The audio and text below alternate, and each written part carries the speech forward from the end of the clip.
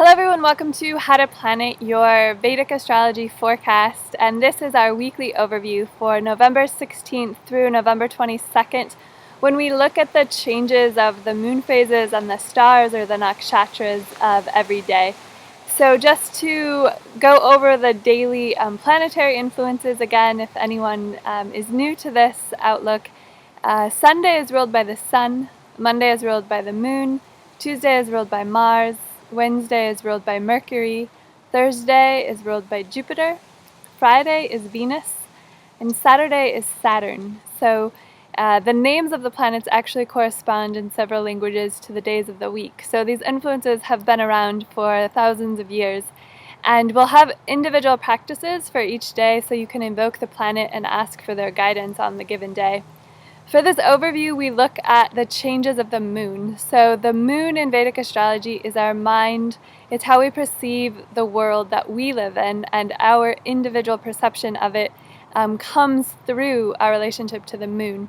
So the moon, as you know, grows and gets smaller in the waxing and waning cycles. And right now, this week, we're in a waning cycle, so it's getting smaller each night. We're headed towards the new moon. In the Vedic system, this falls on Friday, and it's the darkest night of the month. And then the moon also travels through 27 stars, or 27 nakshatras, and each time the moon is in a new star, there's a new energy, a new influence. So both of these changes really do impact our mind and how we're experiencing each day through these different cycles. So let's begin with Sunday. Today is the 16th of November, and the moon is in the 10th waning phase. This is a moon about opening up to new ventures. It bridges a very spiritual moon in the 9th waning moon and a very material moon in the 11th waning moon. So it's opening doors so that we can experience both possibilities in our life. And you want to be open and tap into everything that you can in these new ventures to live a full 200% life. And the star for today, there's a transition from Purva Falguni later to Uttar Falguni. Again, I'm in Pacific Daylight Time, so these are the timings for the West Coast in North America. And Purva Falguni is a star in the sign of Leo. It brings a lot of Venus energy, and it's all about rejuvenation. It's very much royalty consciousness, but it's enjoying life. It's really taking time and helping yourself rejuvenate by experiencing the material world. So this is the energy for today. It's also Vishnu Pati, a day of great wealth. So you want to tap in to your true goals, what you want to achieve, and you want to look at any thought patterns you have that prohibit wealth in your life and work on changing them today. That brings us to Monday, November 17th, when the moon will transition from the 10th to the 11th waning moon. And the 11th moon is always connected to Vishnu, this divine being who protects us and who sustains us in this material world. So tapping into the energy of Vishnu helps you create prosperity. It helps you think thoughts of prosperity, about having what you want and sharing it with others. So this is the energy of Monday. And then the star will be Uttara Falguni, and later in the evening, Hasta.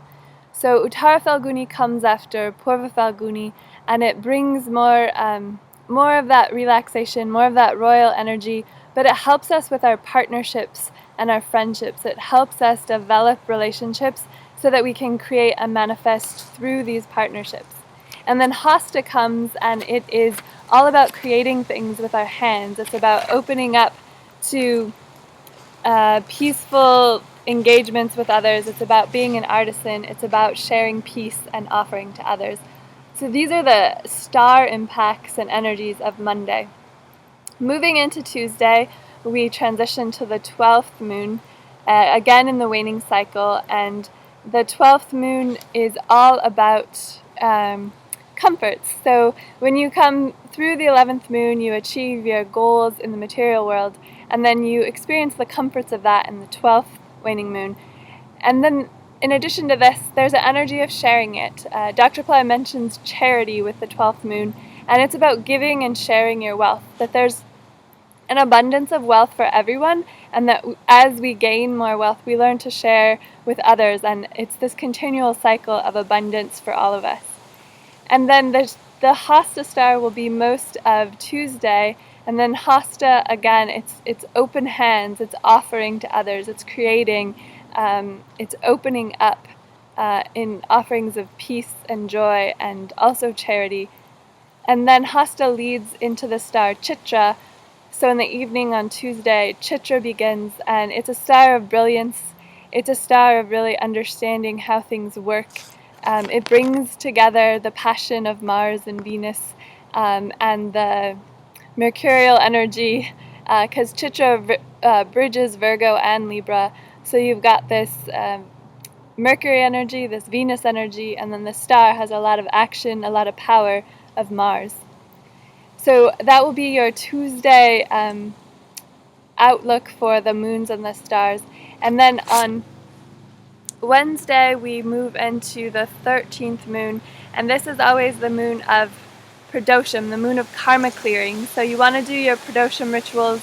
It can be the lime ritual, it can be chanting Tirunila Kantam, it can be pouring milk over a Shiva Lingam. You can go to Palai Center or Astraved and look at these rituals, and they really help you with your karma clearing. It can simply be thinking of all the thoughts, all the patterns, all the energy that you hold that you feel is old, that it's outdated, or that it's negative, or that it's ignorant, and you want to let it go.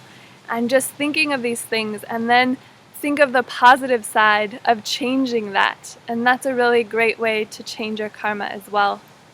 And then the star for the day will be the Chitra star and transitioning into Swati. So Swati is a star of freedom and independence. It helps us think outside of our normal box, and it gives us the energy of the wind to help us move freely and bring flexibility into our life. So then on Thursday we move into the 14th waning moon, and this is a moon of divine blessings. So you're clearing your karma, you're getting ready for the new moon. You call upon the divine to help you and protect you. It brings this very fierce protective energy for you. And then the Swati energy continues, that independence, that free-flowing nature to help you move in a flexible way to find solutions. And Swati leads into the nakshatra Vishaka. So Vishaka is a very goal-oriented star. So on that evening you'll start Vishaka, and you will be at the place where you need to look at your goals and make some decisions. And then Vishaka has a lot of support. Once you decide what to do, you really go after your goals. So that's the evening of Thursday, Pacific Daylight Time. And then Friday, we welcome the new moon. The new moon is the time of month when you want to do something where you reflect internally. It's looking at who you really are. And the fact that it's the darkest night of the year, it helps us in meditation and reflection, in really going inside and looking at what we are, where we are, what we want to create, and how to change it. So doing a meditation practice on this Friday is really powerful. It's also the day to do Tarpanam, which is an offering to the ancestors.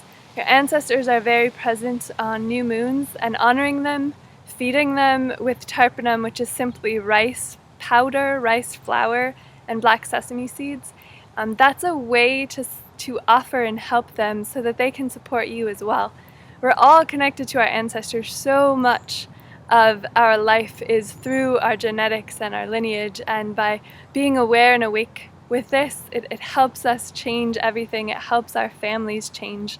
So definitely look up anything about Tarpanam. Again, you can visit palaicenter.com, and there's a lot of information there.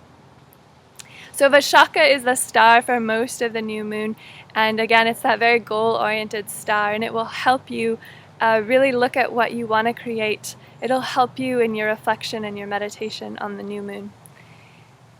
It's also, as you're looking in your meditation, it really is about clearing negativity and releasing anything that is no longer serving your best and highest good. On the new moon, you prepare for the new cycle of growth. So you want to get rid of the old, and you want to start with a fresh, clean slate. Later on Friday Pacific time, the star will change into Anuradha, which is a very prosperous, joyful star based on friendship, and it's the energy of the goddess Radha or the goddess Lakshmi. So think of beauty and purity rounding out your Friday night.